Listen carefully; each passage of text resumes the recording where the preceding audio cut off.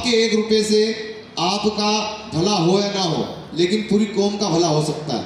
ये फैक्ट है, क्योंकि 1 रुपये की वैल्यू कुछ भी नहीं है, लेकिन ये 1 रुपया अगर पूरा संगठित रूप से आना शुरू होगा तो करोड़ों में इसकी तादाद जाती है, और वो करोड़ों रुपए रातों रात इतिहास बना सकते हैं। तो आप और हम सबको मिलकर इस 1 रुपये की ताकत को समझना है, सीखना है और इसका पूरा सदुपयोग करना है।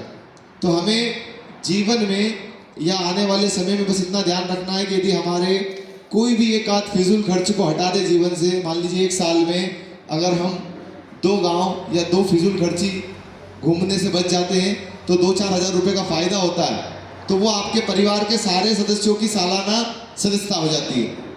तो ऐसे पैसे से हम अपने समाज के लिए नए आयाम लिख सकते हैं। तो 1 रुपया बड़ी रकम नहीं है, लेकिन ज़हनी तौर से उसके लिए हमें मजबूत होना होगा।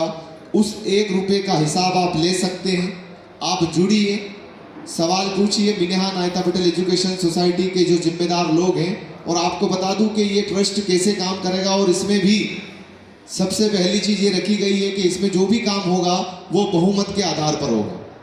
इसमें अभी ट्रस्ट की सोसाइटी बनाई गई है, सोसाइटी के बाद ट्रस्ट का काम चल रहा है। कानूनी प्रक्रिया पूरी होने में इसको 6 महीने लगते हैं, कुछ समय निकल चुका है। ट्रस्ट भी जल्द ही बनकर तैयार हो जाएगा, जिसमें भी 10-15 जिम्मेदार लोगों को इसमें रखा गया है। आने वाले समय में आप इसके सदस्य भी हो सकते हैं। यदि आप में जागरूकता है, कुछ करने का जज्बा है, समाज के लिए कुर्बानी देने के लिए समय है, तो आप जुड़िए और इसकी सदस्यता लीजिए। और इसमें अंदर रहकर या बाहर रहकर भी जैसे आप चाहें वैसे इस ट्रस्ट के अंदर आप काम कर सकते हैं। तो पूरा आपको अधिकार है, आपका हक है, और इसमें ऐसा कोई क्षेत्राधिकार नहीं है कि फला व्यक्ति कर रहा है तो वही सर्वविशेष है, उनने कहा ऐसा होगा तो ऐसा नहीं।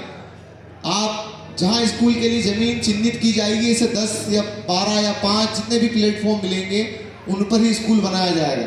सपोज करिए मैं उज्जैन जिले से हूँ, तो मैं